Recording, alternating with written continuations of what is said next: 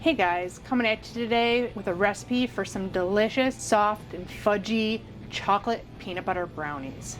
So, let's get started.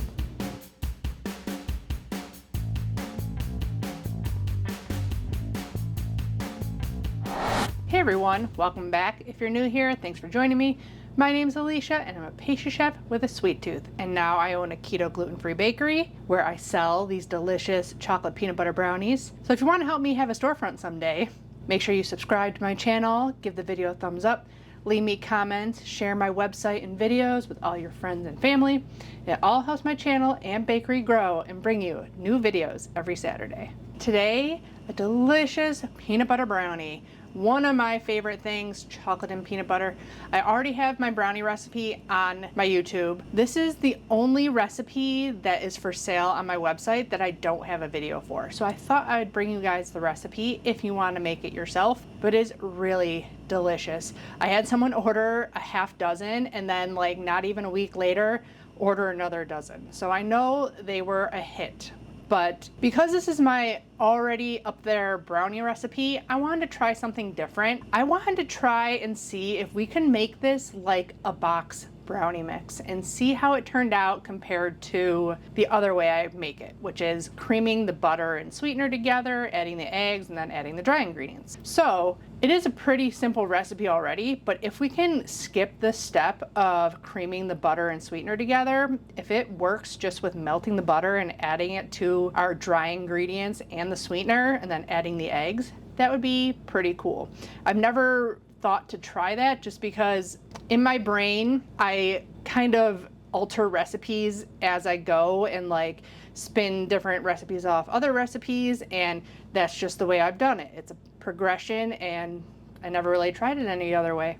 So today we're gonna do that and see how it turns out. So since we're just doing all the dry ingredients and then adding the butter and eggs, I'm just gonna put everything into the mixing bowl. 62 grams of a chocolate protein powder. It is very frustrating for me as a business owner to order more expensive protein powders. So I will be experimenting with using unflavored protein powder in the mix instead of doing the chocolate. So I'd like to just get it down where it's just whey protein, and then I add a little bit extra sweetener maybe and some extra cocoa powder. But until then, we're doing one experiment at a time. So I'm gonna stick with my Isopure Dutch chocolate whey protein powder. And I don't know how much 62 grams is. I haven't looked up my old video where I probably gave the cup measurements also. So I never sift my whey protein because there's never really clumps in it. Okay, so a half cup was about 50 grams, which is more than unflavored whey protein. Let's see how much a tablespoon weighs. About 6. So then one more tablespoon. Everything else I'm gonna have to sift. 30 grams of coconut flour. Should be a quarter cup. My coconut flour is pretty clumpy though. That was only 25, so I guess you gotta pack it down a little bit. But the back of the package says 30 grams for a quarter cup. Then a quarter cup of cocoa powder. Should be 48 grams. Oh, it's a half cup. Quarter cup is 24 grams.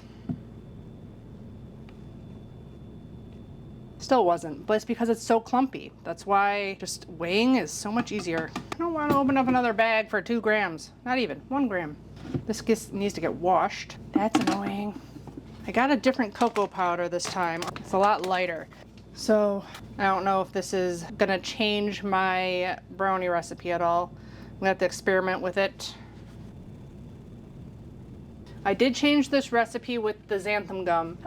I don't know where I ended up not having very strong xanthan gum, because in some of my recipe apps for my brownie, I had 1.5 teaspoons of xanthan gum in there. So I'm wondering if along the way it got less strong when I bought one, so I had to up stuff. But now I'm down to only 1/2 teaspoon. So the original recipe I believe was 1 teaspoon. And then somewhere along the way I changed it to 1.5 in my own recipes. And now I only use 1/2 teaspoon. That's the problem with all our keto ingredients. They tend to change, be different. Oh, I almost did 1 teaspoon. 1/2 teaspoon.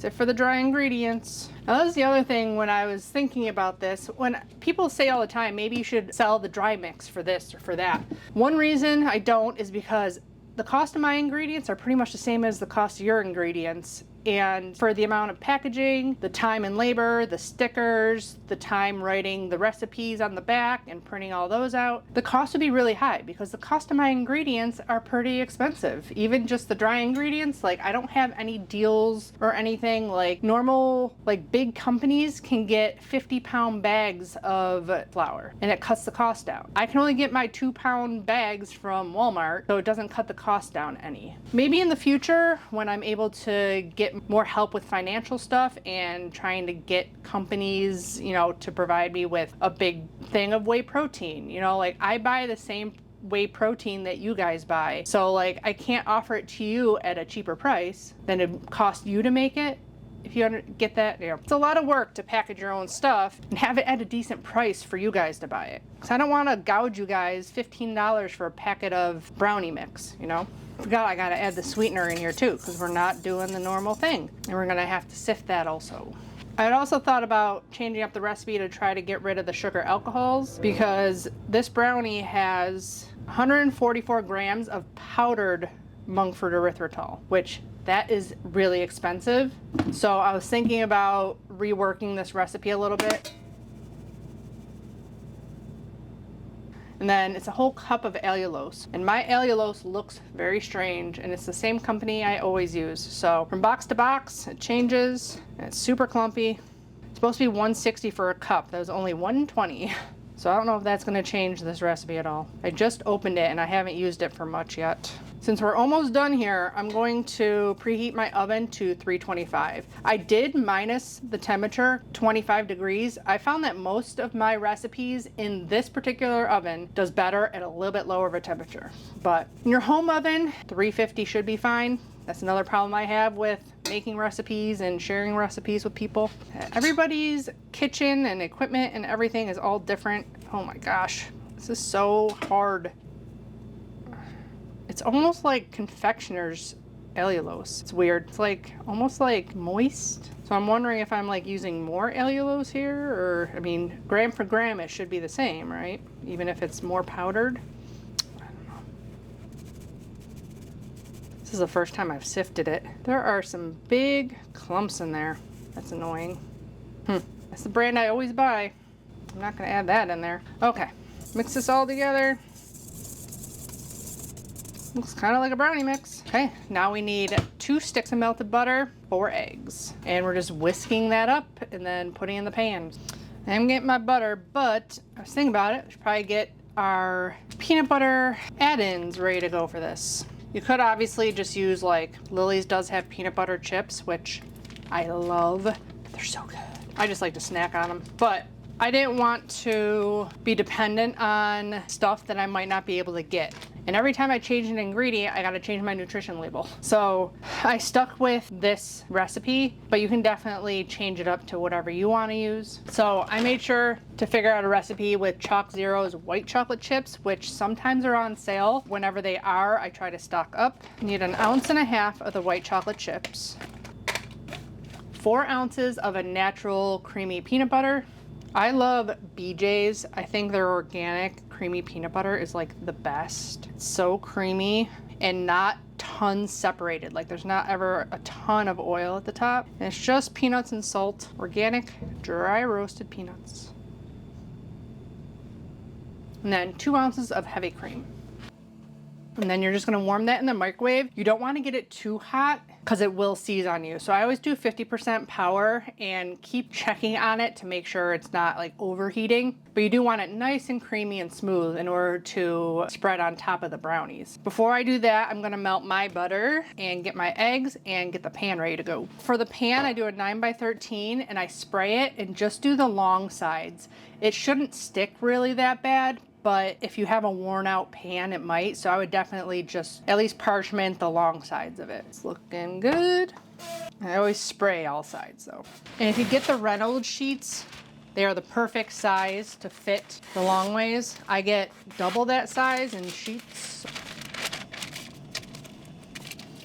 I used to like cut the sides and stuff. I don't even bother. Just fold it down.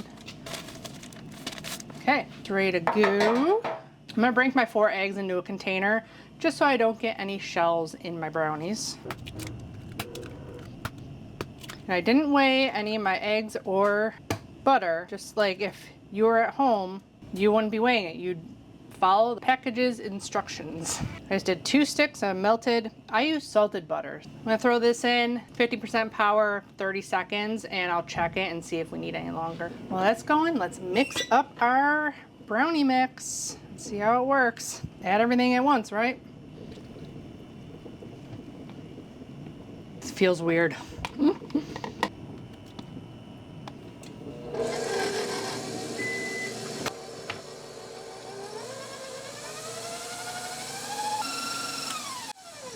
This is now warm, so I'm letting it sit for a minute before we give it a stir. Scrape this down once.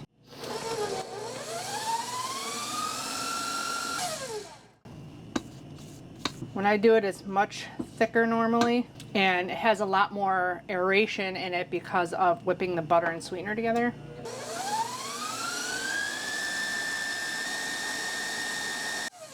If I were to sell this, I probably would have on the back of the package, whip for 1 minute on high speed, because it gets a lot lighter in color when I whip it. I noticed that even when I do it the regular way.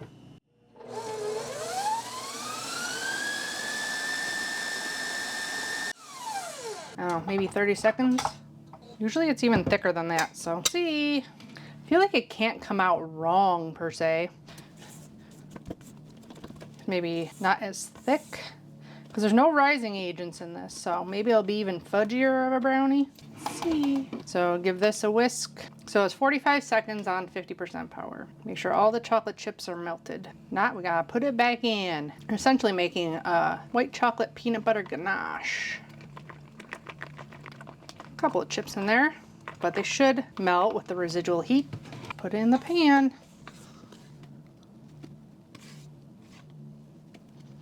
Should we get all in there, all counted in the macros? Definitely a lot less volume than the other way. I'm gonna offset, be a lot easier. This peanut butter, another stir. Yeah, good. This would be helpful if you guys want to make up your own little brownie cake mix at home so you have it for when you want it. You know it'll work. You definitely want this even, not mounded in the middle, because the outside is going to cook before the inside, but you don't want to overbake this, and you want it still semi-gooey in the middle. So if it's too domed in the middle, you'll have to cook it longer.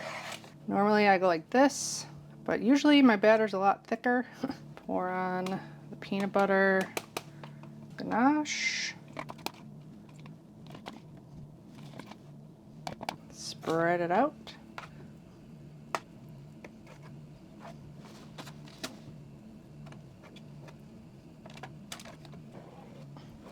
Make sure it's pretty even. And then, so I did this way.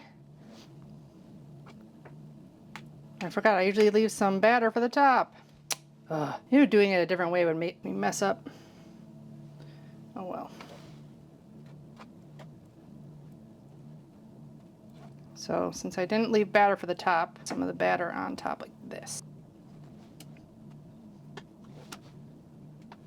Okay, it's not quite exactly the same as the product you're getting off my website, but it's still gonna taste the same. Putting this in, I usually do 11, turn 11, but I always keep an eye on it because you do not want to overbake this. If you overbake it, they won't be fudgy and they'll be kind of dry. So make sure, if anything, you underbake it. I like pretty much raw cookie dough and raw brownie batter. So I try to go way on the side of caution and pull it when it's just set in the middle. You'll see me turn it and then I'll be back to pull it out of the oven.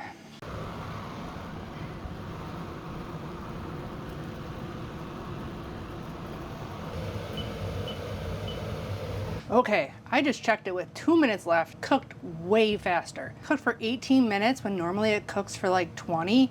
So you want it still like soft in the middle. Like it wasn't jiggly anymore. It wasn't jiggly at all really, which my normal one, like it'll set on the edge and be still kind of jiggly in the middle when it's not done. So this definitely cooked up a lot differently than my recipe where I cream the butter and sweetener together. We gotta let these cool completely. I usually let them cool until about room temperature, release them from the sides, throw them in the fridge until completely cooled, slice them, freeze them right away so that they're nice and freshly frozen, and all that just baked taste is in there and stays in there in the shipping process. It's also easier to package them when they're frozen because that peanut butter topping will flake off if it's not frozen. So I'm gonna let these cool back here, get them into the fridge, and then we'll do a little slice and we'll give them a taste. Okay, our brownies are cooled, so it's time to try them against the ones that I do with creaming the butter and sweetener together. See how they turn out.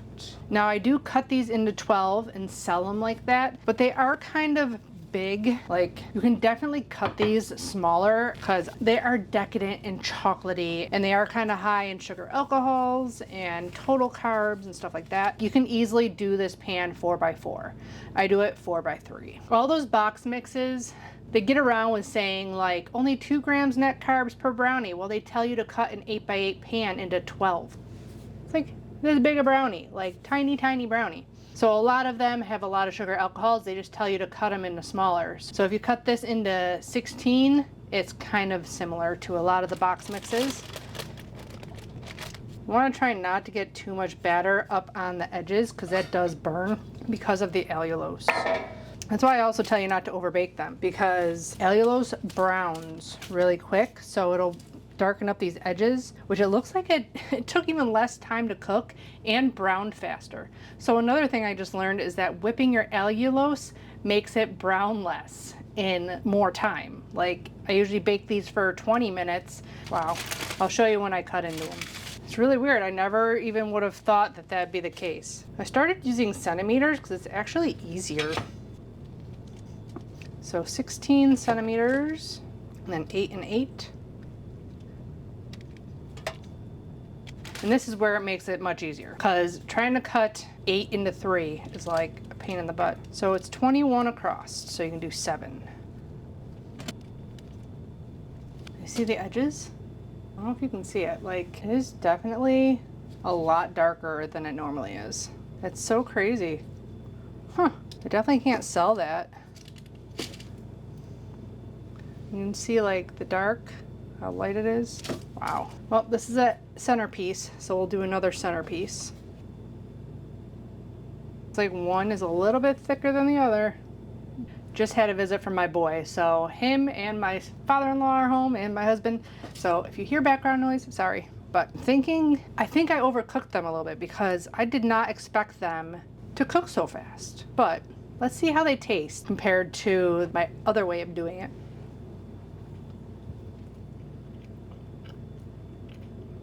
Still pretty good. Or if I'm getting any of the cooling effect.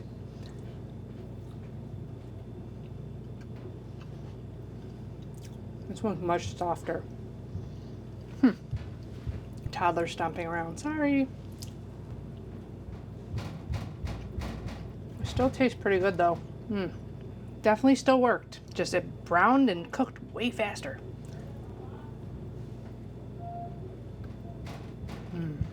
Still delicious. So definitely will be doing more experimenting with doing this like brownie batter mix. Definitely want to figure out the no chocolate whey protein. Want to figure out swapping out the sugar alcohols a little bit for maybe some stevia. But doing it this way, I think still tastes delicious. Just gotta not cook it as long. It's really weird. I've never would have thought that. Still super fudgy. I bet if we whip it up a little bit more, definitely gotta do some experimenting. But either way, it's a delicious chocolate peanut butter brownie. So I hope you guys enjoyed this little bit different of a video. You learn something new every day. Like literally, I would have never have guessed that whipping up the allulose makes it brown less fast than not whipping up allulose. And that's why it's really hard to alter and change recipes, because you don't know what's going to happen with our keto ingredients, because there's no school for keto baking. So I hope you guys enjoyed. Let me know down in the comments below if you have any other ideas, or if you want to give me suggestions on different experiments and stuff I can do with keto baking. What other flavor brownies do you love? Let me know down in the comments below. Don't forget to check out my Amazon shop page. The link is down in the description box below, along with the blog link to the full recipe, probably in my old style of doing it. Give the video a thumbs up if you enjoyed it. Subscribe if you haven't already. And as always, I'll be back with more keto, low-carb, healthy meals, desserts, and snack recipes. That's it. Bye, guys. Happy keto baking.